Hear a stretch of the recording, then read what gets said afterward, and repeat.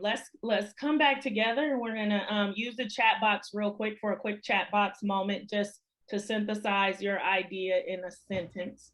So in maybe one sentence, if you would share a noticing, an aha, a revelation, or a question that came up for you as you looked at the competencies in the SEL self-assessment, including maybe a way you might want to bring this back to your organization or your teams. So you can just type that sentence and drop it in the chat really quickly.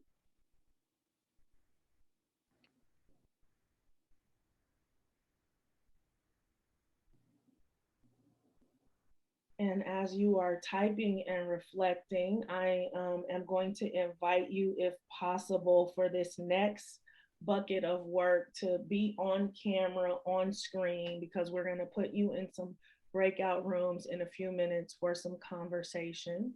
I am scanning the chat right now to see what revelations and connections you made to the SEL self-assessment and thinking about our own leadership. So as leaders, as presenters, we already started thinking about holding space and acknowledging the social and emotional being that we're in, right? And in the time, we have to acknowledge the times that we're in.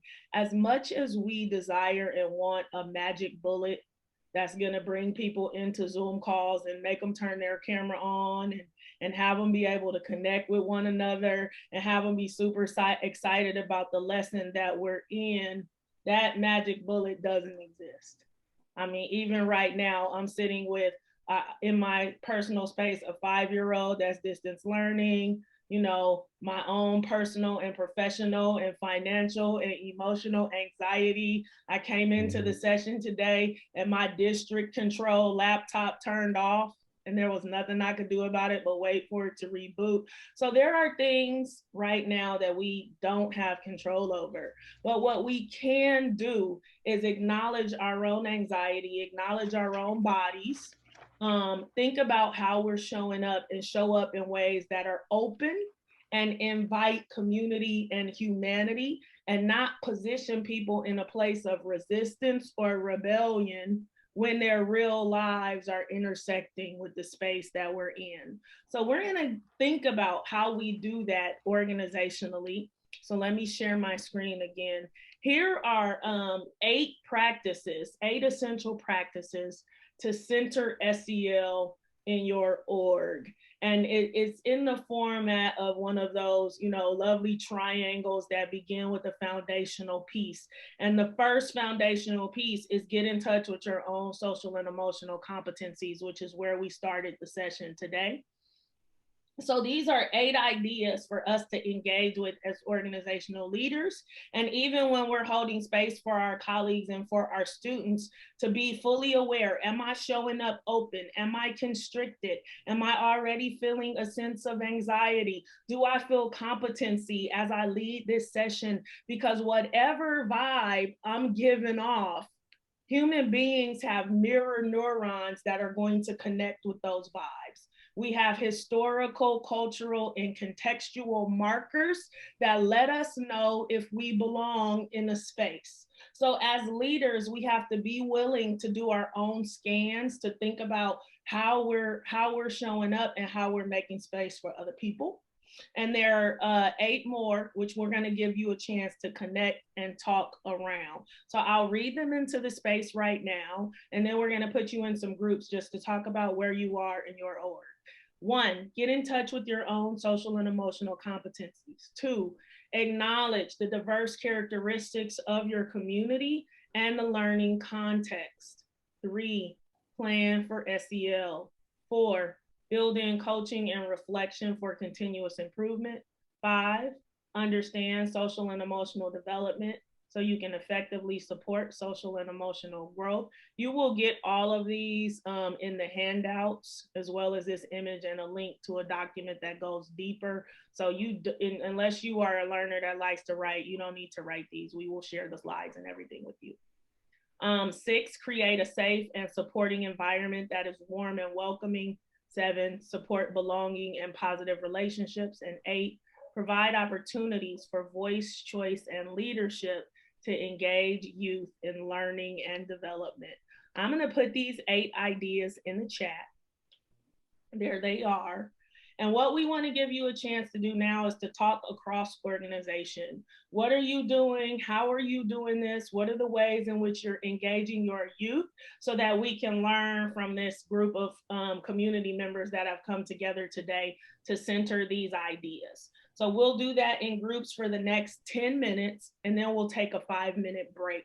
So Jethro is going to open up some breakout rooms now, connect with one another, greet one another. You can share your 2021 intention word, and then just share any ideas that have come up for you or how your organization is engaging with these 8 essential practices or how you want to.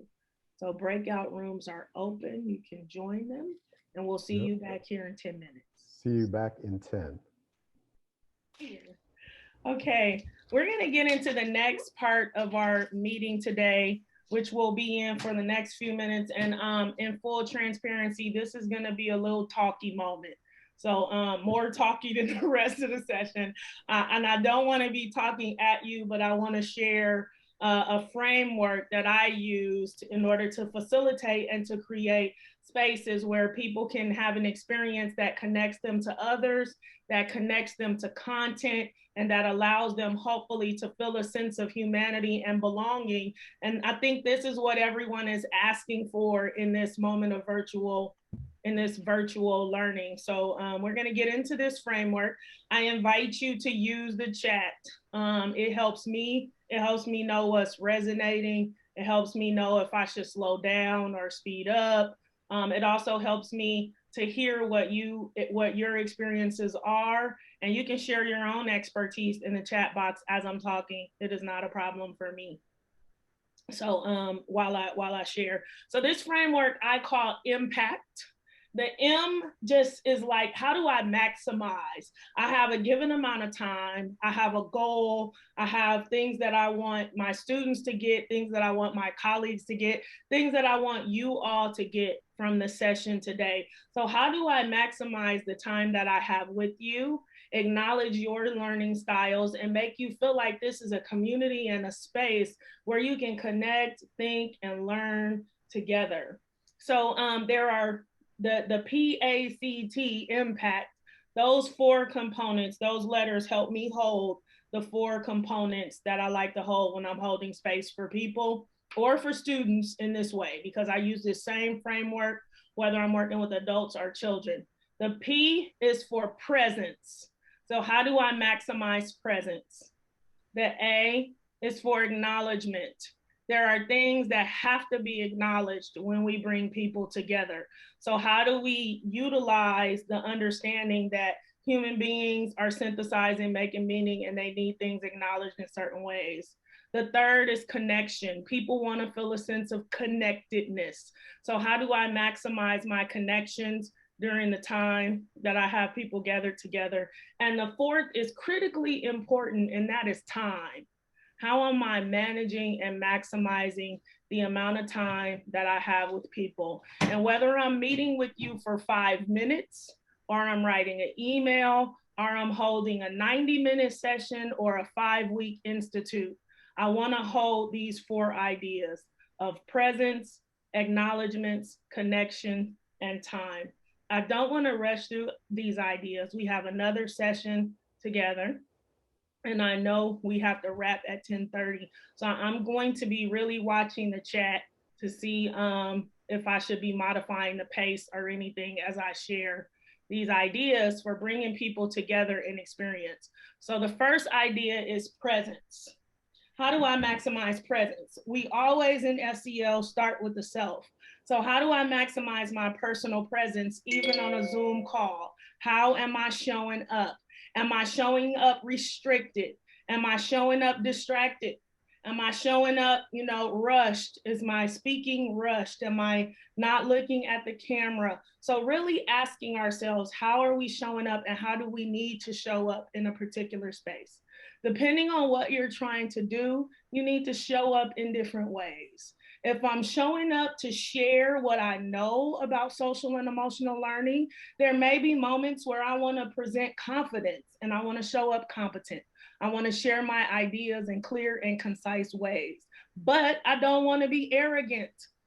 So even though I'm showing up competent, there are times when I need to open myself up. I need to exhibit some body language that cues people into I'm open to ideas. There are more ideas. There's more than one way. So I want to really be aware about how am I utilizing my presence? Am I smiling? How do I want to show up for the people that I'm engaged with, particularly students, because students pick up on all of your cues. Mhm. They pick up on all of your cues. And our brain on Zoom is actually working extra hard because it does not have any of the other sensory clues that we usually have. So when we're in a room with people, we pick up thousands of sensory cues that let us know we are safe to learn. On Zoom, we're working really hard to get those cues back.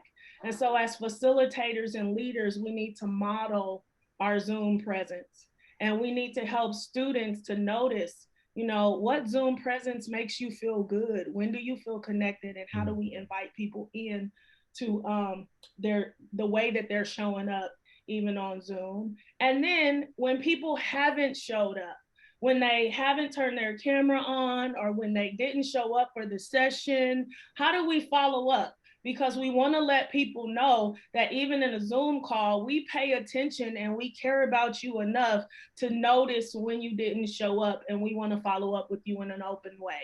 So, personal presence. The second part of presence is the participant presence. What do you expect about who's going to be present and how might they show up, right? So, in a session like this, I'm thinking about, people may show up from work. People may show up from home. People may show up with children that they're supporting. People may have parents or loved ones that they're supporting at home. People may be showing up in the rush of a day. So, how do I acknowledge that when I present so that they can walk away with something and that they don't feel like they're on the periphery of the presentation? How do I give some flexibility so people can set some intention about how they want to engage? How do I make sure that people can say, look, I'm here, but I'm feeding my baby. I want to get the information, but I need to be off camera, and that be okay? How do I acknowledge that? How do I want people to feel throughout the session? Do I want them to feel relaxed? Do I want them to feel like the pace was right? Do I want them to feel a sense of, sometimes we need people to get fired up so we can get some stuff done. So if that's the feeling I want them to have, then how do I demonstrate that presence throughout the session? And then what elements of my session are going to help me meet these goals of giving people the opportunity to, think about how they show up, to set their intention, to engage in this feeling, to relax, to cue in to the ideas, and to chew. This is a big one, right? Because when we think about cultural and historical context, many, many groups have been given the unspoken cues for hundreds of years that they don't belong, right, in certain spaces. So we really have to kind of do our body scans and acknowledge certain things. Waiting time on Zoom is really, really hard because most of the time when we get on a computer, we play a computer game or we work with technology, we expect an instant response. So if we think about how our brain works, as soon as you click that button on your computer and the loading takes a little bit of extra time, your anxiety goes up because you're like, oh man, this thing ain't working, right? Or the button doesn't pop up immediately. You go, oh, my program, what's wrong with my laptop? What's wrong with my computer? So now we're at a computer, we're on a Zoom call, and we need wait time. Brains need to think. But I'm sitting here in this space where wait time triggers that something is wrong. So, how do I support people to hold that wait time? What can I invite them to do? Can I do a finger countdown for wait time? Can I have people rock for wait time? Right? Because I realize that there's two different parts of the brain that are at odds. in that moment with our expectation for technology and our real need to think. So can I have people close their eyes for a second and wait while we wait on another voice to enter into the space, and trying out some of these different things to see how they feel for you, give you an opportunity to think about how people might need them and how you might support learners when they're just looking at the screen, like what is happening right now? You know, something I do with kinder students is to have them go like this: we need some think time. Everybody, let's take some think time. Show me that you're thinking. Hmm, hmm. To acknowledge that, you know, there are different things that we need to do in order to have some wait time. So presence, consider presence. How are you showing up in the space? Keep those chats coming. We love it. Yes. Acknowledgements. This is so important. And some people are really good at it and some people don't do it at all. They come on the Zoom or they come into the meeting and they just plow ahead like we're in normal circumstances. Like everything is regular, and I could just give you all of this information and expect you to walk away with it. I could ask you a question and expect you to be ready to answer. I could tell you to turn your camera on and all of this stuff. But there are things that we have to acknowledge. Some typical things we acknowledge. I acknowledge land. I acknowledge the land. I acknowledge the ancestors of the land, the indigenous stewards, because I want to be inclusive. We cannot scan rooms and determine who's present.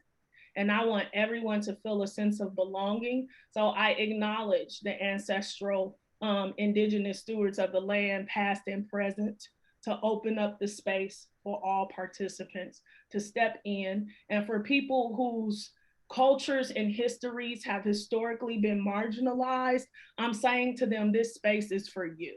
We are not going to pretend like indigenous people don't exist in this space. You are here and you are welcome, and you can bring that into the space. Access.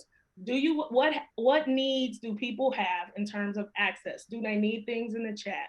Do they need you to slow down, right? Do they need the link ahead of time? Do you need to email things ahead of time for our people who are just getting into technology? Not everyone has lived their life on a computer. Some people are forced into technology right now and they need more time. They need to open the link ahead of time. I can't listen to you, Aija, and look at the screen and click the link and have multiple windows. So how do I make sure that I am providing access? Logistical acknowledgments, the current conditions. We can set people up. I'm trying to monitor time too. Here's what happens. You can set people up to feel like they either belong and there's some flexibility, or you are positioning me to rebel. If you work with Oakland students, of which I was one, I grew up in Oakland, we love to rebel. We love to push against the grain. We love to be like, wait a minute, this does not work for me, because that's the resilient spirit of our culture showing up. It's actually how we belong. It's to say that this doesn't work for me. So if I understand that, then I'm going to say, am I setting myself up for a power struggle by not acknowledging the current conditions, by not acknowledging that people need multiple ways to participate, by not acknowledging that we are in a time of unprecedented stress, that for some people it's hard to learn on a computer? What do I need to acknowledge and how? So that my session remains open and I don't have people constricting in rebellion because they feel like, oh, turning my camera off is a rebellious move. Not raising my hand during whole group is a rebellious move, right? I'm moving in an act of rebellion, so I'm setting myself up for tension. When if my facilitator and my leader says up front, I acknowledge the current conditions and that we're all learning from different places. If you have a need, let us know. I'll tell you the moments in session where it will be good for you to have your camera on so you can feel a sense of connection, but I will also tell you the moments in session where you can resonate in the chat, where you can private chat somebody, where you can private chat me. So what acknowledgements do we need to hold? What acknowledgments do we need to hold about our students, about what they're dealing with, about our colleagues, about what they're dealing with? How do we acknowledge and make space for people to come in, right? You may not, how do we allow them to set intention? So the other piece to acknowledgement that you also saw early in the session is I asked you to set your own personal intention for your learning. You have come in here from all different places. I'm trying to present content that I feel like you will be able to walk away with something, but you are in charge of your own learning journey. You know what works for you. If what you needed to do was write and explore, then you should be able to set the intention for that and then walk away and reflect and be able to choose and say, did I meet my intention for showing up for this session? Did I get what I needed to show up for this session?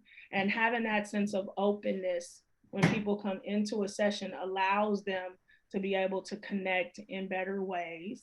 And sometimes it takes multiple experiences like this for a person to really open up and take that pathway. So you may make the offering for your students or for your colleagues early and they don't take it up, right? Because sessions don't typically go that way. People tell you what you're supposed to do, they tell you what you're supposed to get, you either get it or you don't. So it may take multiple practices for people to really sink into your acknowledgement of their learning and their agency in their learning. All right, connections. And I'm watching the clock because I want to put you in a breakout room. Connections, I think we're going to come back to these a little bit deeper in our next session, but how do we allow people to make connections to one another? And how is our session designed to allow people to make connections to content? And we'll go deeper into these in session 2. And then the last one is the one that is probably all killing all of us, which is time. How do I do what I have to do in the time allotted? Oftentimes you can't, like what I'm dealing with right now. But so it's how do I make time allocations? How do I prioritize time so that time doesn't undermine my overall message? So right now I'm running up on the end of my time. I can jam a lot of content in, take out the breakout, not let you connect and close and break out. That would undermine my whole message for honoring you as a social and emotional being. We are going to give you the slides. You can come back to the slides. You can connect with me between now and the next session. But my priority is that you feel your humanity, that you feel a sense of connection to others. So rather than continue to press forward and talk at you on connections and time, I'm going to say, let's synthesize the learning that we did today in a small group in a few minutes. And the next time we'll extend the session by coming back to the idea of connections and time and going a little bit deeper on those two so that we can jam about them. So what we're going to do now, anybody have anything you want to share, something you're holding or something that you just want to say to the group right quick before we move forward into our closing steps? Thank you, Ryan. Nice to meet you. Thank you, Jeremiah. I love the resonance in the chat. Thank you so much. Okay, so post session, we're going to send you these slides. So don't worry, you're going to get the framework and some facilitation docs. As we close, we want to give you a final breakout opportunity. We're going to shrink that breakout to about 3 minutes where you just get to talk a little bit with a partner in a group just to share something that you want to take away for today. Then we're going to come back together to talk about our next steps between sessions. Jethro, does that work? Yes, and do you want to introduce the I do. Thank you for reminding me of that. Session work. So there are going to be 4 pathways for some mid-session exploration. To go deeper in your personal SEL reflection, to think about your organizational priorities, or to do some exploration with this MPACT framework. So when you connect with your partner, you might want to be thinking about which one of these feels like the pathway you want to take. And we'll be sharing with you the slides and some tools and prompts to help you engage mid-session, and I will be available to you as well. So we're going to do a quick 3-minute breakout so you can connect and close, and then we'll come back together for our final optimistic close. Welcome back. We are going to bring our session to a close today. Between our two sessions, you'll get the opportunity to do some exploration. In the chat box is a link, which is also now in the agenda, to just a little bit more guidance about the pathway you can take between sessions. When we come back, we'll finish going through that impact framework in a little bit more detail, which will also be great because if you try it out mid-session, you can share some of your thinking and ideas, and we can really be building from one another's experiences using the frame or dipping into the SEL self-assessment tool. I'm looking forward to having you all back.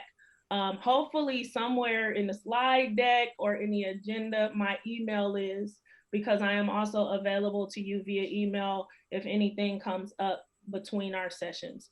So we'll go, in the next session, we'll go through the impact frame in a little bit more detail. We'll give you some tools. So I know people love tools. We're gonna give you some Google presentation tools, the land acknowledgement stuff, some land acknowledgement video, just a resource. And we're also going to give you time to explore it, because I know when people give me resources without time, they go in my Google folder and I never look at them again. So we'll give you some time to explore those resources so you can decide which ones you may want to use during session.